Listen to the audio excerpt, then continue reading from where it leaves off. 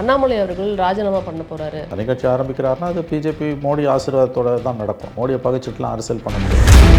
ரெண்டு பெரிய கட்சிகள் வீழ்த்தப்படுவது பிஜேபியால தான் நடக்கும்னு நினைத்து கொண்டிருந்த பொழுது ரெண்டு பேரையும் புதியதாக வந்த ஒருவர் வீழ்த்துகிறார். கம்ப்ளீட்டாக ஸ்ட்ராட்டஜியை மாற்று, விளையாட்டையை மாற்றுன்ற முடிவுக்கு தான் அமித்ஷா மோடி வந்திருக்காங்க. அவங்க என்ன நினைக்கிறாங்க, விஜய் கிட்ட போன மாதிரி ஜென்சி இளைஞர்கள் அண்ணாமலை கிட்ட போவார்னு எதிர்பார்க்குறாங்க. வாய்ப்பே கிடையாது. அண்ணாமலை அவர்கள் வந்துட்டு இந்த தோல்வி முகத்தை வந்து தன்னோட ஆப்பர்ச்சுனிட்டியா பயன்படுத்துறாரா? அவர் பயன்படுத்தலைன்ற நான் இப்பயும் சொல்கிறேன். இது எல்லாமே மோடி அமித்ஷாவால் நடத்தப்படுகிற நாடகம். 4 ஆண்டுகள் பாஜக தலைவராக இருந்த ஒருவர் பாஜகவை விட்டு வெளியேறுவார், பாஜக விருப்பத்துக்கு மாறாக என்று நினைப்பதே சிறுபிள்ளைத்தனமானது. நீங்கள் வெளியேற எண்ணம் உங்களுக்கு இருப்பது தெரிந்து ரசிக்கவில்லை என்றால் நீங்கள் திடீரென்று காணாமல் போவீர்கள். எழுதி வைத்துக் எல்லாருமே வந்துட்டு தாவேக்காவோட கூட்டணி சேருவதற்கு டெஸ்பரேட்டா இருக்கிறாங்க. அப்சல்யூட்லி. அப்ப இங்க திமுக தனித்து விடப்படுதா அப்படிங்கிறது? தனித்து விடப்பட்டு விட்டது. திமுகவோட எந்த கட்சியுமே இன்னைக்கு இல்லை. இதுவரை அவங்க வரலாறுல இல்லாத அளவுக்கு திமுக தனிமைப்படுத்தப்பட்டிருக்கிறது. கூட்டணி பேச்சுவார்த்தையில் நடந்தது ரேகிங். தப்பிச்சா போதும், எப்போ வாய்ப்பு கிடைக்கும் ஓடி போயிடணுன்ற மாதிரி மூச்சு திணறல இருந்தவங்க, சஃபகேஷனில் இருந்தவங்க இன்னைக்கு தப்பிச்சு ஓடிட்டாங்க. தலித்ஸ், மைனாரிட்டிஸ் பெரிய அளவில் விஜய் பக்கம் போயிட்டாங்க. 7-8 அமைச்சர்கள் தலித் அமைச்சர்கள் இருக்காங்க. இதுவரையும் வரலாறுல இல்லாத அளவுக்கு.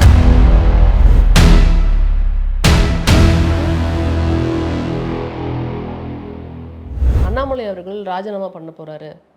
ராஜினாமா கடிதம் கொடுத்துட்டாரு. அது என்ன மாதிரி மூவ் அப்படிங்கிறது தெரியல. புது கட்சி ஆரம்பிக்க போறாரா, இல்லை மறுபடியும் வந்துட்டு பாஜக தலைமை வந்து பேச்சுவார்த்தை நடத்துமா, என்ன மாதிரி மூவ் அப்படிங்கிறது தெரியல. இதை எப்படி பார்க்குறீங்க சார்? அதிகாரப்பூர்வமாக ஒன்றும் வரல. அவர் ராஜினாமா கொடுத்தாருன்னோ அது ஏற்கப்பட்டதா நிராகரிக்கப்பட்டதா எந்த தகவலுமே இல்லை. அவர் விலக போகிறாருன்றது ஒரு ஸ்ட்ராங் ரூமராக பரப்பப்பட்டு கொண்டு இருக்கிறது. அவர் நேற்று போய் பார்த்துட்டு வந்தாரே சார், நிதின் எல்லாம் பார்த்தாரு. ஆனால் ராஜினாமா செஞ்சாரா, அது ஏற்றுக்கொள்ளப்பட்டதா, அல்லது ராஜினாமாவை கொடுத்தாரா இல்லையான்றது கடிதத்தை கொடுத்தாங்க அப்படிங்கிற மாதிரி தான் தகவல் வந்தது. கன்ஃபார்ம்டாக வரலையா? அப்படியே வெயிட் பண்ணுறாங்கன்றாங்க. பார்த்துருக்காரு. அடுத்த கட்ட நடவடிக்கைகள் பற்றியும் ஒன்றும் பேசலை. அஃப்கோர்ஸ் விலகிற முடிவில் இருக்கார். தனி கட்சி ஆரம்பிக்க போகிறாருன்றாங்க. தனி கட்சி ஆரம்பிக்கிறாருன்னா அது பிஜேபி மோடி ஆசீர்வாதத்தோடு தான் நடக்கும். அவசரம் இல்லாமல்லாம் நடக்க முடியாது. மோடியை பகைச்சிட்டுலாம் அரசியல் பண்ண முடியாது. ஒரு நாள் பண்ண முடியாது. வாய்ப்பே கிடையாது. அப்படிதான் அதுதான் சிஸ்டம். அதனால் அவங்க சொல்லி தான் அவர் ஆரம்பிக்கிறாருன்னு அர்த்தம். தமிழ்நாட்டில் பிஜேபி சைபராக போச்சு. 4 சீட்டு 1 சீட் ஆகி போச்சு. ஒன்றுக்கும் சைபருக்கும் ஒன்றும் வித்தியாசம் கிடையாது. எடப்பாடி முடிச்சு விட்டார் பிஜேபியை. 27 சீட்டு வாங்கி 4 சீட் ஆக்கி விட்டார். 4-1 ஆக்கி விட்டார். அது 27னா கூட்டணியெல்லாம் சேர்ந்து 33 சீட்டு வேணும் பண்ணினாங்க. அதில் 1 சீட்டு தான் வந்திருக்குன்னா அதை விட தோல்வி, பெரிய தோல்வி, அது மிகப்பெரிய தோல்வி. எந்திரிப்பதற்கு வாய்ப்பே இல்லை. இந்தியா பூரா வெற்றி பெற்ற அமித்ஷா மோடியால் தமிழ்நாட்டில் தோல்வியை தவிர வேறு எதுவும் தழுவ முடியல. இது இன்னும் 50 வருஷத்துக்கு இங்கே எந்திரிக்க முடியாதுன்றது அவங்களுக்கு நல்லா தெரியுது. அதனால் வேறு டெக்னிக்கை யூஸ் பண்ண பார்க்குறாங்க. புதுசாக அண்ணாமலையை கழட்டி விட்டு அவர் தலைமையில் ஒரு கட்சி ஆரம்பித்து அவங்க என்ன நினைக்கிறாங்க, விஜய் கிட்ட போன மாதிரி ஜென்சி இளைஞர்கள் அண்ணாமலை கிட்ட போவார்னு எதிர்பார்க்குறாங்க. வாய்ப்பே கிடையாது. சீமான் பாஷையில் சொன்னால் வாய்ப்பே இல்லை ராஜா, வாய்ப்பே கிடையாது. ஏன்னா அது வேறு, இது வேறு. அவருக்கு இந்த 11% ஓட்டுன்றதெல்லாம் பழைய கதை. அது வந்து மோடியா ராகுல் காந்தியான்னு வரும்போது கூட்டணியெல்லாம் சேர்ந்து வந்ததால் 11% ஓட்டு. அதை தாண்டி பார்த்தீங்கன்னா பிஜேபிக்கே இங்கே 4-5%னா பிஜேபியோட வார்ப்பான அண்ணாமலைக்கு எவ்வளோ இருக்க போகுது? என்ன ஒன்று, அவர் ஒரு மேற்கு மண்டலத்தில் செல்வாக்கு பெற்ற ஒரு இடைநிலை சாதியை சேர்ந்தவர். டாமினன்ட் ஓபிசி லீடர், ஓபிசி கம்யூனிட்டிலேருந்து வராரு. தமிழக அரசியல் இனிமேல் ஓபிசி பாலிட்டிக்ஸாக பெரிய அளவில் மாறக்கூடிய வாய்ப்பு இருப்பதாக ஒரு கருத்து நிலவுகிறது. விஜயோடைய வருகைக்கு பிறகு தலித் கன்சால்டேஷன் நடந்திருக்குது, மைனாரிட்டிஸ் கன்சால்டேஷன் நடந்திருக்குன்னு ஒரு பார்வை இருக்குது. அப்போ இதோட அடுத்த ஸ்டேஜ், இது பேசிக்கலி தமிழ்நாடு ஓபிசி ஸ்டேட்டுன்றதுனால இதோட அடுத்த ஸ்டேஜ் ஓபிசி பாலிட்டிக்ஸ். இதில் நடந்த மாதிரி ஓபியிலேயோ அல்லது பீகார்லேயோ நடந்த மாதிரி கம்ப்ளீட்லி ஒரு ஓபிசி பாலிட்டிக்ஸை நோக்கி தமிழகம் நகர்வதற்கான ஒரு வாய்ப்பு இருக்கிறது என்ற ஒரு பார்வை. ஆமாம், 2 நாளாக பார்க்க முடியுது. இந்த மாதிரி ஒரு விஷயங்களை பார்க்க முடியுது. ஓபிசி பாலிட்டிக்ஸை நோக்கி வந்துட்டு நகர்வதற்கான வாய்ப்பு இருக்குது அண்ணாமலை அவர்களுக்கு. திமுக அதை கையில் எடுக்க முடியாது. சின்ஸ் திமுக வந்து சிறுபான்மையினருக்கும் ஒடுக்கப்பட்டவர்களுக்குமான ஒரு கட்சியாக இருக்கிறதுனால அவங்களால எடுக்க முடியாது.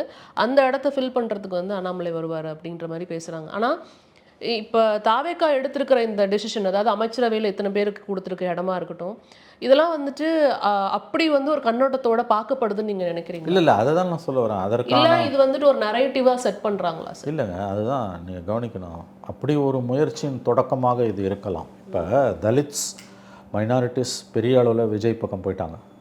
7-8 அமைச்சர்கள் தலித் அமைச்சர்கள் இருக்காங்க. இதுவரையும் வரலாறுல இல்லாத அளவுக்கு. மைனாரிட்டிஸ் கன்சால்டேஷன் நடந்திருக்குது. விசிகா போன்ற கட்சிகள் அந்த பக்கம் அப்படியே கிராவிடேட் ஆகி போயிட்டாங்க. திமுகவோட எந்த கட்சியுமே இன்றைக்கி இல்லை. வர்ச்சுவலி திமுக இன்றைக்கி வந்து தனி மரமாக நிற்குது. தனிமரம் தோப்பாகாது. இன்றைக்கி இதுவரை அவங்க வரலாறில் இல்லாத அளவுக்கு திமுக தனிமைப்படுத்தப்பட்டிருக்கிறது. ஒவ்வொரு முறையும் தோற்கும் பொழுது ஆட்சியை மட்டும்தான் இழப்பார்கள். இந்த முறை கூட்டணி கட்சிகள் அத்தனை பேரையும் மொத்தமாக இழந்து நிற்கிறார்கள். அதற்கு காரணம் கூட்டணி பேச்சுவார்த்தைகளின் போது அவர்கள் நடந்து கொண்ட முறை. அந்த ஆணவமான அணுகுமுறைக்குத்தான் இன்றைக்கு அவர்கள் பதில் சொல்லி கொண்டிருக்கிறார்கள். கூட்டணி பேச்சுவார்த்தையில் நடந்தது ரேகிங். ஜூனியர் மாணவர்களை சீனியர் மாணவர்களை ரேக் பண்ணுற மாதிரி ரேக் பண்ணாங்க. அதோட விளைவு தான் இன்றைக்கி அத்தனை பேரும் தப்பிச்சா போதும், எப்போ வாய்ப்பு கிடைக்கும் ஓடி போயிடணுன்ற மாதிரி மூச்சு திணறலில் இருந்தவங்க, சஃபகேஷனில் இருந்தவங்க இன்றைக்கி தப்பிச்சு ஓடிட்டாங்க. காங்கிரஸ், விசிகா, யூஎம்எல் அத்தனை பேரும் ஓடி போட்டாங்க. இன்றைக்கி லெஃப்ட்டு வந்து நடுப்புற நிற்கிறாங்க. கேட்டால் எப்பயுமே கூட்டணி கிடையாது, இது தொகுதி பங்கீடுன்னு ஒரு கதை அளந்துக்கிட்டு இருக்காங்க. அவங்களும் இனிமேல் அந்த பக்கம் போவதற்கான வாய்ப்பு கிடையாது. இப்போ இந்த இடத்துல பிஜேபி என்ன கருதுகிறது என்றால், பிஜேபியோட பாலிசி மேக்கர்ஸ் கருதுவது என்னவென்றால், விஜயோடைய வருகை என்பது தமிழ்நாட்டில் ஒரு புதிய ஒரு சகாப்தத்தை தொடங்கி இருக்கிறது. அடுத்த 20 ஆண்டுகளுக்கு கண்டிப்பாக இது கூட்டணி யுகம்தான். யாருக்கும் மெஜாரிட்டி வரப்போகிறது கிடையாது. அதிமுகவும் பலரும் நினைப்பது போல் மொத்தமாகவெல்லாம் ஒன்றும் அழிந்து போகாது. அது ஓரளவு பலத்துடன் இயங்கும். ஒரு தேவகவுடா கட்சி மாதிரி ஒரு 15% ஓட்டை வச்சுட்டு அந்த கட்சி மினிமம் ஃபோர்ஸில் இயங்கும். அப்போ யாருக்கும் பெரும்பான்மை கிடைக்காத சூழல் தான் அடுத்த 3-4 தேர்தல்கள் 15-20 ஆண்டுகளில் நிகழப்போகிறது, நடக்கப் போகிறது. இந்த இடத்துல பிஜேபியை பொறுத்த வரைக்கும் அவங்க பலவீனமாக இருக்க மாநிலங்களில் அவங்க எப்பயுமே கையாளுகிற ஸ்ட்ராட்டஜி என்பது இருக்கிற ஆட்டத்தை மேலும் கலைச்சி விடுறது, குழப்பத்தை உண்டாக்குறது, மேலும் மேலும் வந்து கன்ஃபியூஷனை டெவலப் பண்ணுறது. அந்த இடத்துல தான் இப்போ அண்ணாமலை உள்ளே வரார். நீங்கள் ஒன்றை நன்றாக புரிந்து கொள்ள வேண்டும். அண்ணாமலையுடைய அத்தனை நாடகங்களும் பிஜேபியுடைய மறைமுக ஆசீர்வாதத்தோடு தான் அரங்கேற்றப்படுகின்றன. 4 ஆண்டுகள் பாஜக தலைவராக இருந்த ஒருவர் இன்றைக்கு பாஜக மிக வலிமையுடன் இருக்கக்கூடிய நேரத்தில் பாஜகவை விட்டு வெளியேறுவார், பாஜக விருப்பத்துக்கு மாறாக என்று நினைப்பதே சிறுபிள்ளைத்தனமானது. நீங்கள் காணாமல் போவீர்கள். மோடிக்கோ அமித்ஷாக்கோ நீங்கள் வெளியேற எண்ணம் உங்களுக்கு இருப்பது தெரிந்து அவர்கள் அதை ரசிக்கவில்லை என்றால் நீங்கள் திடீரென்று காணாமல் போவீர்கள். எழுதி வைத்துக் கொள்ளுங்கள். ஆனானப்பட்ட வைஸ் பிரசிடெண்ட் தன்கருக்கு என்ன நடந்ததுன்றதை நினைவில் கொண்டால் இது நான் சொல்வது உங்களுக்கு புரியும். ஆகவே இந்த நேரத்தில் அண்ணாமலையோட முயற்சிகள் எல்லாமே நான் உறுதியாக நம்புகிறேன் பிஜேபி தலைமையுடைய, குறிப்பாக மோடி அமித்ஷா இரட்டையர்களுடைய பரிபூர்ண மறைமுக ஆசீர்வாதத்தோடு தான் இது அரங்கேறுகிறது. இப்போ அண்ணாமலைக்கு முன்னால் இருக்கக்கூடிய ஆப்ஷன்ஸ் என்ன? அவர் எந்த ஆப்ஷனாக இருந்தாலும் பிஜேபியோட ஆசீர்வாதத்தோடு தான் அவர் எடுப்பார். பிஜேபியை பகைத்து கொண்டு எடுக்க மாட்டார். என்ன ஆப்ஷன்? தனியாக ஒரு கட்சி ஆரம்பிப்பது என்பது ஒரு முக்கியமான ஆப்ஷன். ஏன்னு கேட்டிங்கன்னா, பிஜேபி மேலே இருக்க வெறுப்பு மக்களுக்கு வந்து இன்றைக்கி வந்து தமிழ்நாட்டில் அப்படியே தான் இருக்க ஒழிய 3 தேர்தல்களில் பிஜேபியை ஓட விரட்டிய மக்கள் அதிலிருந்து இம்மியளவும் மாறவில்லை. 2014 37 சீட்டு, 19 39 சீட்டு, 24 40 சீட்டு. இந்தியாவில் இப்படி ஒரு பரிபூர்ண தோல்வியை எந்த மாநிலமும் பரிசாக பிஜேபிக்கு அளித்ததில்லை. இவர்கள் நினைத்தது இந்த தேர்தலுக்கு பிறகு மறுபடியும் என்டிஏ எடப்பாடி ஆட்சிக்கு வருவார், சைக்கிளிக் அல்லது டிஎம்கே ஏடிஎம்கே. அப்படி வந்தால் என்டிஏல ஒரு 2 மந்திரிங்க பிஜேபி போயிடலான்னு நினச்சாங்க. என்டிஏ அரசு தான் திரும்ப அமித்ஷாவும் மோடியும் பேசினாங்க. இப்பேற்பட்ட படுதோல்வியை 66-47 ஆக்கி பிஜேபி கிட்டத்தட்ட சைபர் லெவலுக்கு 1 சீட் வாங்குற லெவலுக்கு போகணுங்க நினைக்கல. நான் அடுத்த திட்டத்தை வகுப்பது என்பது பழைய கோட்பாடுகளின் அடிப்படையில் வகுக்க முடியாது. பிஜேபியை ஸ்ட்ரென்தன் பண்ணி பிஜேபி வளர்ந்து பிஜேபியோடைய ஆட்சி, கூட்டணி ஆட்சியோ பிஜேபி ஆட்சியோ அமைவது தமிழ்நாட்டில் இனி சாத்தியமில்லை என்பது மிக நன்றாக பாஜக தலைமைக்கு தெரிந்துவிட்டது. அப்போ அண்ணாமலை அவர்கள் வந்துட்டு இந்த தோல்வி முகத்தை வந்து தன்னோட ஆப்பர்ச்சுனிட்டியாக பயன்படுத்துகிறாரா? தோல்வி இல்லை, அவர் பயன்படுத்தலைன்ற நான் இப்பயும் சொல்கிறேன். இது எல்லாமே மோடி அமித்ஷாவால் நடத்தப்படுகிற நாடகம். ஆட்டுவித்தால் யார் ஒருவர் ஆடாதாரே கண்ணான்னு வரல, கண்ணதாசன் பாடல் வரும். அந்த மாதிரி வந்து அண்ணாமலை ஆட்டுவிக்கப்படுகிறார். அவருக்கு ஆம்பிஷன்ஸ் இருக்குது, நான் மறுக்கலை. பட் அவருடைய பிரதான முடிவுகள், major decisions in is லைஃப்னா political லைஃப்பில் are taken by Modi and Amit Shah, not by Annamalai. ஏங்க, பிஜேபியுடைய கடந்த 12 ஆண்டு கால அரசியலை நாடு முழுவதும் அவர்கள் செய்து கொண்டிருக்கக்கூடிய அழிச்சாட்டியங்களை, அட்டூழியங்களை, பஞ்சமா பாதகங்களை பார்த்தவர்களுக்கு, குறைந்தபட்ச அறிவு உள்ளவர்களுக்கு நான் சொல்லுவது புரியும். மறுக்க மாட்டார்கள். மனசாட்சி இருந்தால், 1% மனசாட்சி இருந்தால் கூட அவர்களுடன் கூடி குலாவிய ஒருவர், அவங்க கட்சியில் ஒரு மாநிலத்தின் தலைவராக இருந்த ஒருவர், ஐபிஎஸ் அதிகாரியாக இருந்து ராஜினாமா செய்து விட்டு வந்தவர், பிஎல் சந்தோஷ் என்கின்ற ஆர்எஸ்எஸ் முக்கியமான ஆர்எஸ்எஸ் பிரமுகரால் வளர்க்கப்பட்டவர். அவருக்கு ஒய் பிரிவு பாதுகாப்பு கொடுக்கப்பட்டிருக்கிறது. அவர் ஒரு அரசியல் முடிவை, ஒரு தன்னிச்சையான பாதையை, டிஃப்ரெண்ட் பொலிட்டிக்கல் பாத் என்று ஆங்கிலத்தில் சொல்லலாம், அதை அவர் எடுப்பாரா அல்லது அவருடைய எஜமானர்கள் சொல்லி எடுப்பாரா என்பதை உங்கள் முடிவுக்கே நான் விட்டு விடுகிறேன். அதனால் முடிச்சிடறேன். அதனால் இந்த டிசிஷன் வந்து அண்ணாமலை தனி கச்சேரி நடத்தணும்னு விரும்புகிறாருன்றது பிஜேபிக்கு தெரியுது. ஆனால் அது அவருடைய முழு சுதந்திரத்தின் முடிவுக்கு அவங்க விட மாட்டார்கள். அவர்கள் அதை கட்டமைப்பார்கள். எடியூரப்பான்னு ஒருத்தர் கர்நாடகாவில் இருக்கார், 2 வருஷம் தனி கச்சேரி நடத்திட்டு மறுபடியும் வந்து கட்சியில் சேர்ந்தார். அந்த கதை தான் இது. அதனால் ப்ராடராக பிஜேபியோட அஜெண்டாவுக்கு எதிராக அண்ணாமலையை போக விட மாட்டாங்க. ஆனால் இங்கே வேறு ஸ்ட்ராட்டஜியை பயன்படுத்தணும்னு அவங்க நினைக்கிறாங்க. அதனால் அண்ணாமலை தனிக்கடை விரிப்பதை இப்பொழுதைக்கு பாஜக அனுமதிக்கும், அதை ரசிக்கும். எனக்கு இதில் என்ன கேள்வி இருக்குது அப்படின்னா, தனிக்கட்சி துவங்குவதற்கு ஆசீர்வாதத்தோடு அவர் பண்ணுவாருங்கிறது ஒரு பக்கம் நம்ம ஒத்துக்கிட்டாலுமே, ஒருவேளை நம்மளுக்கு இன்னும் சரியான பதவி இன்னும் கொடுக்கவே இல்லை, எல்லாரும் அமைதியாக இருக்கிறாங்க, மேற்கு வங்கத்தில் ஜெயிச்சதுனால அவங்க ஹாப்பியாக இருக்கிறாங்க, நம்மளை கண்டுக்கல அப்படிங்கிறதுனால ஒரு அட்டென்ஷனை க்ரியேட் பண்ணுறதுக்காக. ஏன்னா ராஜினாமாங்கிறது ஒரு பர்சனலான ஒரு முடிவு. ஆனால் இது வந்துட்டு எல்லாரும் மீடியா ஃபுல்லாக பேசுகிறாங்க. ஸோ மீடியா மூலமாக இது வந்துட்டு தெரிவிக்கிறாரா, நான் இப்படி ஒரு முடிவு எடுக்க போகிறேன்னு, அது அப்படி எடுத்துக்கலாமா அப்படிங்கிறது எடுக்கக்கூடாது. அதான் நான் இவ்வளோ நேரம் விளக்கினேன். இவ்வளோ நேரம் நான் அதை தான் உங்களுக்கு விளக்கினேன். அவருக்கு ஒரு தனிப்பாதை காண வேண்டும் என்ற ஆசை இருக்கிறது. இதை பாருங்கள், இதெல்லாம் அட்டென்ஷன் சீக்கிங் என்று சொல்வதெல்லாம் அபத்தமான வாதம். அப்படிலாம் ஒன்றும் கிடையாது. இது பாஜகவுடைய ஆசீர்வாதத்தோடு நடக்குது. தமிழ்நாட்டில் தே ஆர் க்ளூலெஸ். என்னென்னமோ பண்ணி பார்க்குறாங்க, தமிழ்நாட்டில் அவங்க ஜெயிக்க முடியல. 2 பெரிய கட்சிகள் வீழ்த்தப்படுவது பிஜேபியால் தான் நடக்கும்னு நினைத்து கொண்டிருந்த பொழுது, அல்லது திமுகன்ற கட்சியை வீழ்த்துவது, கூட்டணியை வீழ்த்துவது பிஜேபியை உள்ளடக்கிய என்டிஏவால் தான் நடக்கும் என்று கருதி கொண்டிருந்த பொழுது 2 பேரையும் புதியதாக வந்த ஒருவர் வீழ்த்துகிறார். அப்போ இது புரிந்து கொள்ள முடியாத அரசியலுக்காகத்தான் அவர்களுக்கு இருக்கிறது. அந்த 3ஆவதாக வரக்கூடியவரும் பிஜேபி அஜெண்டாவை எடுத்துகிட்டு வரல. அவரும் அதே பெரியாரை சொல்கிறாரு, அதே சமூக நீதியை சொல்கிறாரு. அந்த பெயர்களை சொல்லித்தான் அவராலையும் வர முடிகிறது. அப்போ ராகுல் காந்தி பார்லிமெண்ட்டில் 4 ஆண்டுகளுக்கு முன்பு சொன்னது போல், you will ever never win தமிழ்நாடுன்றது தான் உண்மை. அப்போ இந்தியா முழுவதும் நாம் பயன்படுத்திய ஸ்ட்ராட்டஜிஸ் எதையுமே இனிமேல் இங்கே பயன்படுத்த முடியாது. அது விழலுக்கு இறைத்த நீர், காணல் நீர். அந்த வெற்றியை நோக்கி பயணிப்பது. கேமை மாற்று, கம்ப்ளீட்டாக ஸ்ட்ராட்டஜியை மாற்று, விளையாட்டையை மாற்றுன்ற முடிவுக்கு தான் அமித்ஷா மோடி வந்திருக்காங்க.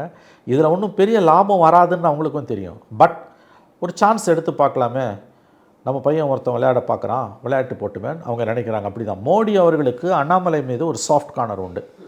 அமித்ஷாக்கு அந்த சாஃப்ட் கார்னர் இல்லைன்றாங்க.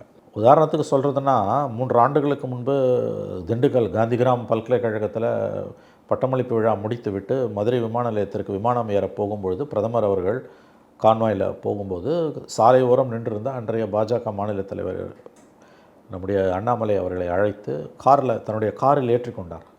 அது சாதாரணமாக நிகழாது. ஏன்னா பிரதமரின் பாதுகாவலர்கள் அதை அனுமதிக்க மாட்டார்கள். ப்ளூ புக்ஸ் ரூல்னுவாங்க. ஸ்பெஷல் ப்ரொடெக்ஷன் குரூப், பிரதமரை பாதுகாக்கக்கூடிய அந்த சிறப்பு படை ஒருபோதும் அதை அனுமதிக்காது. தெருவில் நின்று கொண்டிருக்கக்கூடிய ஒருவரை, அவர் யாராக இருந்தாலும், பிரதமருடைய காரில் பிரதமரே சொன்னாலும் அவர்கள் ஏற்ற மாட்டார்கள். அந்த எஸ்பிஜியோட பாதுகாப்பு அனுமதி இல்லாமல் பிரதமர் வாகனத்தை விட்டு இறங்க முடியாது. அப்படி இருக்கும்பொழுது அந்த வாகனத்தில் அண்ணாமலை அவர்களை ஏற்றிக்கொண்டு பிரதமர் மதுரை விமான நிலையம் வரையில் பயணித்தார். அந்த அளவுக்கு ஒரு சாஃப்ட் கார்னர், ஒரு தனி அன்பு அண்ணாமலை மீது பிரதமருக்கு உண்டு, மோடி அவர்களுக்கு உண்டு. மோடியோட அரசியலை அப்படியே கேமராவை நிறுத்திட்டு எதிர்பக்கம் கொண்டு போனீங்கன்னா, மோடியோடைய அரசியலை 12 ஆண்டுகள் அறிந்தவர்கள்.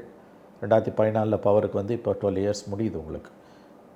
கட்சியில் சர்வ் பண்ணிவிட்டு 4 ஆண்டுகள் தலைவராக இருந்த ஒருவர், தமிழ்நாட்டோட முகமாகவே இருந்த ஒருவர், அவர் வந்து கட்சியை விட்டு பயணிக்கிறார் என்பதை அவர்கள் அனுமதிக்க மாட்டார்கள். அந்த சுதந்திரம்லாம் அந்த கட்சியில் கிடையாது. அப்போ இதெல்லாம் ரொம்ப பாலப்பாடம் நான் சொல்கிறது. இது அவங்க தமிழ்நாட்டில் அவங்களால தண்ணி குடிக்கிறாங்க, தமிழ்நாட்டில் ஜெயிக்க முடியல. என்ன பண்ணாலும் ஜெயிக்க முடியல. திமுகவை எப்படியாவது ஒழிச்சு கட்டுவோன்ட்டு அதிமுகவோட சேர்ந்தாங்க. திமுகவும் ஒழியல, அதிமுகவும் ஒழியல, புதுசாக ஒன்று வந்துடுச்சு. அப்போ இந்த கேமை மொத்தமாக மாற்றி ஆடணுன்ட்டு தான் அவங்க அவரை கொண்டு வர முயற்சிக்கிறாங்க. அவர் எடுக்கக்கூடிய முயற்சிகளுக்கு மறைமுகமாக ஆதரவாக இருக்காங்க.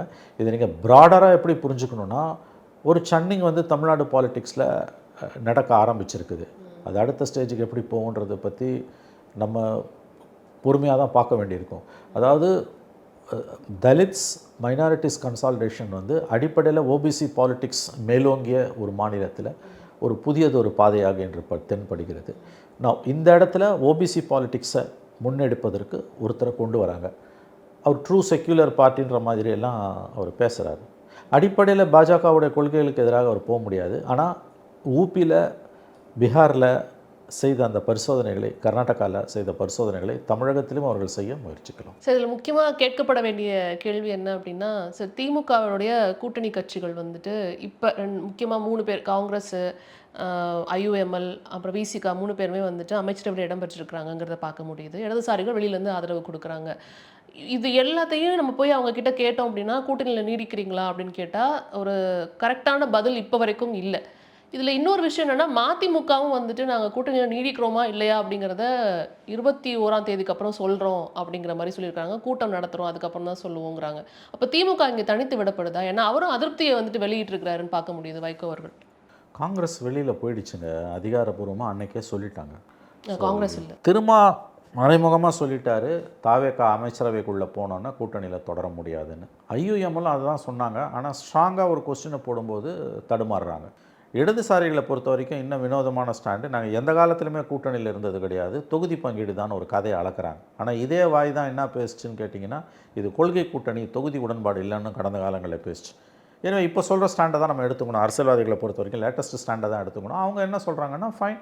மதிமுகவை பொறுத்த வரைக்கும் புள்ள ஒரு கருத்து, அப்பா ஒரு கருத்து ஆரம்பத்துலேருந்து. அன்றைக்கி போய் விஜயை வரவேற்க துரை வைகோ போனப்போ முடிஞ்சு போச்சு கதை. அன்றைக்கி 27ஆம் தேதி வரைக்கும் அவங்க வந்து நாங்கள் பொதுக்குழு அப்படின்றாங்க. கூட்டணியை விட்டு வெளியில் வராங்கன்னா அந்த 2 எம்எல்ஏ ராஜினாமா பண்ணுவாங்களா இல்லை அவங்க தொடருவாங்களான்ற கேள்வி வருது. இந்த மற்ற கட்சிகளுக்கெல்லாம் இல்லாத ஒரு சிக்கல் இவங்களுக்கு என்னென்னா, கூட்டணியை விட்டு வெளியில் வருவோன்னு மதிமுக ஒரு வேளை முடிவு எடுக்குதுன்னா, இடதுசாரிகள் தனி சிம்பல், நாங்கள் கூட்டணியிலே இல்லை, அதனால் தொகுதி உடன்பாடு தான், அதனால் கூட்டணியில் இருக்கோம் இல்லைன்ற பேச்சே இடம் இல்லைன்றாங்க. விசிகா, ஐயுஎம்எல்லாம் அமைச்சரவைக்கு உள்ளே போயிட்டாங்க, காங்கிரஸ் சொல்லிட்டே போயிட்டாங்க. அதனால் அவங்க எல்லாம் திமுக கூட்டணி விட்டு வெளியில் போயிட்டதாகத்தான் அர்த்தம். திருசங்க சொர்க்கத்தில் இருக்கிறது வைகோ தான். ஏன்னா கூட்டணியில் இல்லை அப்படின்னு முடிவு அவர் எடுக்கிறாருன்னா, ஒருவேளை பொதுக்குழுவில் 27ஆம் தேதி மதிமுக பொதுக்குழுவில், அப்போ இந்த 2 எம்எல்ஏ கதை என்ன? அவங்க திமுக சிம்பலில் நின்று ஜெயித்தவங்க. திமுக கூட்டணி விட்டு நீங்கள் வெளியே வரீங்கன்னா அவங்க ராஜினாமா பண்ணுவாங்களா? இல்லை திமுக எம்எல்ஏவே தொடர்ந்துக்கிட்டு நீங்கள் கூட்டணியிலேருந்து வெளியில் எடுப்பீங்களா? எத்தனை விதமான வினோதங்களை தான் தமிழ்நாடு அரசியல் பார்க்க போகுது. அளவு கடந்த வினோதங்கள். உள்ளே இருக்காங்களா வெளியில் இருக்காங்களான்னே தெரியல. ஆளும் கட்சியோட உறவு, எதிர்கட்சியோட கூட்டணி, எப்படிங்க நடக்கும் அது? ஆகவே வைகோவுக்கு ஒரே ஆப்ஷன் தான், கூட்டணியில் இருக்கிறதா இல்லையா. திமுக கூட்டணியா, தாவேகா கூட்டணியா? நாங்கள் திமுக கூட்டணியிலே தொடர்றோன்னா ஃபைன். நீங்கள் தாவேகாவோட வந்து உறவாடுறதுன்றது இதெல்லாம் வந்து வேலைக்கே ஆகாது உங்களுக்கு. இன்னும் சொல்லப்போனால் நான் சொல்கிறேங்க, கட்சி தாவல் தடை சட்டம் எவ்வளோ ஸ்ட்ராங்காக இருக்குன்னா, அன்றைக்கி வைகோ அவர்களுடைய வீட்டுக்கு விஜய் அவர்கள் போன பொழுது வைகோவுடைய மகன், அவருடைய பணிப்பெண்கள் உட்பட எல்லாரையும் அவர் அறிமுகப்படுத்தினார். இவங்கெல்லாம் விஜய்க்கு ஓட்டு போட்டாங்கலாம் கூட சொன்னார். ஒருவேளை அன்னைக்கு வைகோ அவருடைய வீட்டில் மதிமுக சார்பாக உதயசூரியன் சிம்பலில் வெற்றி பெற்ற 2 எம்எல்ஏக்கள் இருந்திருப்பார்களே ஆனால் அவர்கள் பதவி நீக்கம் செய்யப்படலாம். ஒரு மேடையில் ஒன்றாக தோன்றினால் கூட பதவி நீக்கம் மறந்து விடாதீர்கள். கம்ப்ளைண்ட் கொடுத்தாங்கன்னா கண்டிப்பாக பதவி பறி போய்விடும். ஏன்னா அந்த ஆன்டி டிஃபெக்ஷன் லா வந்து ரொம்ப ஸ்ட்ராங்கானது. அஃப்கோர்ஸ் இம்ப்ளிமெண்டேஷனில் சில தில்லாலங்கடி வேலைகளை பண்ணலாம். இந்த 2 பேர் வந்து போகிறாங்கன்னு கட்சி சார்பாக புகார் போகுது அப்படின்னா, மேடையில் திருமண மேடைகளில் ஒன்றா நின்னா கூட உங்கள் பதவி போகும். அந்த அளவுக்கு அது ஸ்ட்ராங் அது. ஸோ இன்றைக்கி வந்து துரை வைகோ நாங்கள் கூட்டணி வந்து முடிவு செய்வோம், தொடர்வதா வேண்டாமா என்று முடிவு செய்வோம்னு சர்வசாதாரணமாக சொல்லிட்டு போயிட்டார். வைகோ அவர்கள் ராஜ்பவன் முன்னால் ஆளுநர் மாளிகை முன்பு நடைபெற்ற ஆர்ப்பாட்டத்தில் பேசும்பொழுது பழைய கதையெல்லாம் எடுத்தார். அவங்களுக்கு 10 சீட்டு, இவங்களுக்கு 6 சீட்டு, இவங்களுக்கு 5 சீட்டு, எங்களுக்கு 2 மேலே 1 4, எல்லா கதையும் இருக்கட்டும். கூட்டணியில் தொடர்றதா இல்லையான்ற முடிவை எடுக்கக்கூடிய அந்த பொதுக்குழுவில் ஒருவேளை கூட்டணி இல்லை என்று நீங்கள் முடிவு செய்தால் இந்த 2 பேரோட கதி என்ன, தலையெழுத்து என்ன? அவங்க ராஜினாமா பண்ணோம். அப்போ அதாவது மதிமுக அவங்களுடைய சின்னத்திலே நின்றுட்டு இருந்தா இந்நேரம் பிரச்சனை இல்லை, கொடுத்துருப்பாங்களோ அப்படிங்கிற மாதிரி தான் இருக்கு. அது 100% அந்த புலம்பல் தான் இது. ஐயோ நாங்கள் தனியாக நின்றுட்டு போயிட்டோமே, ஐயுஎம்எல்ஏ போய் 2 சீட்டு வாங்கிட்டாங்களே, விசிகா 2 சீட்டு வாங்கிட்டாங்களே, ஜெயிச்சு மந்திரி ஆகிட்டாங்களே, நீங்கள் 4 பேர் கொடுக்கும்போது 6 4 ஆக்கும்போதே அவர் வந்து எங்கள் சிம்பல்னு சொல்லியிருக்கணும். அவங்க என்ன சொன்னாங்க, உங்கள் சிம்பல்லாம் 2 தான்ட்டாங்க. அதோட விளைவு தான் இன்றைக்கி வந்து அவங்க திருசங்க சொர்க்கத்தில் நிற்கிறாங்க. பொதுக்குழுவில் திமுக கூட்டணியை விட்டு வெளியேறுவது என்ற முடிவை எடுக்கும் பட்சத்தில் இந்த 2 எம்எல்ஏக்களுடைய கதி என்ன என்பதையும் வைகோ சொல்லியாக வேண்டும். அவங்க திமுக சிம்பலில் கண்டினியூ ஆகிட்டு இவர் தாவேகா கூட்டணியில் போக முடியாது. இது எப்படி கதை? இது அது எப்படி இருக்க முடியும்? அப்போ நீங்கள் அதை பலி கொடுத்துட்டீங்கன்னு அர்த்தம் உங்களுக்கு. அப்ப இங்க என்ன என்னோட கேள்வியா இருக்குன்னா, எல்லாருமே வந்துட்டு தாவேக்காவோட கூட்டணி சேருவதற்கு டெஸ்பரேட்டா இருக்கிறாங்களோ, அப்சல்யூட்லி. அப்ப இங்க திமுக தனித்து விடப்படுதா அப்படிங்கிறது. தனித்து விடப்பட்டு விட்டது. ம். தனித்து விடப்பட்டு விட்டது. இப்போ முன்கூட்டியே இவங்க தாவேக்காவுக்கு நகர வேண்டிய ஒரு நிர்பந்தத்தில் இந்த கட்சிகள் இருக்காங்க. ஏன்னா உள்ளாட்சி தேர்தல் வருது. உள்ளாட்சி தேர்தலில் நீங்கள் வந்து திமுகவோட போட்டி போட்டுட்டு தாவேக்கா அரசு ஆதரிக்க முடியாது. அது அந்த அந்த கூத்தெல்லாம் நடந்தாலும் ஆச்சரியம் இல்லை. எல்லா வினோதங்களையும் பார்த்த தமிழ்நாடு அதையும் பார்க்கும். இன்னும் என்னென்ன கொடுமையெல்லாம் பார்க்க போகிறது தெரியாது. அது நடந்தால் ஆச்சரியம் இல்லை. பட் நடப்பதற்கு வாய்ப்புகள் குறைவு. ஏன் இவங்க வந்து ஒரு முடிவெடுக்கக்கூடிய நிர்பந்தத்துக்கு தள்ளப்படுகிறார்கள்னா, நீங்கள் சீக்கிரமாக போனீங்கன்னா ஃபஸ்ட்டு கம் ஃபஸ்ட்டு பேசிஸ் தான் உங்களுக்கு சீட்டு. நீங்கள் லாஸ்ட்டாக போனீங்கன்னா வாய்ப்பு கிடையாது. அதனால் தாவேக்காவை நோக்கி இவர்கள் நகருவார்கள். ஏன்னா உள்ளாட்சி தேர்தலில் அப்போ தான் சீட்டு கிடைக்கும். அப்படி இல்லை திமுக கூட்டணியோடு இருக்காங்கன்னா இங்கே இருக்கக்கூடிய ஆளுங்கட்சியை பகைச்சிக்கிட்டு நீங்கள் போகிறீங்க. அதுக்கு விடக்கூடிய அடி, அதுக்கு கொடுக்கக்கூடிய வேலை பெரிய அளவில் இருக்கும். தனித்து விடப்படுகிறதா திமுக என்ற உங்கள் கேள்விக்கான என்னுடைய பதில் எஸ். அவர்கள் வரலாறுலேயே இல்லாத அளவுக்கு தனித்து விடப்பட்டு இருக்கிறார்கள். ஆட்சியை எத்தனையோ முறை இழந்திருக்கிறார்கள் திமுக. ஆனால் ஒருபோதும் அவர்கள் கூட்டணி கட்சிகளை இந்த அளவுக்கு இழந்ததில்லை. இன்றைக்கு ஆட்சியை இழந்ததை விட அவர்களுடைய மிகப்பெரிய பரிதவிப்பு கூட்டணி கட்சிகளை இழந்தது. எண்ணம்போல் வாழ்வு. நிச்சயமா சார். ஸோ அடுத்த கட்டம் எப்படி நகருதுன்னு அடுத்தடுத்த நேர்காணலில் பார்க்கலாம் சார். உங்களோட நேரத்துக்கு ரொம்ப நன்றி. தேங்க்யூ.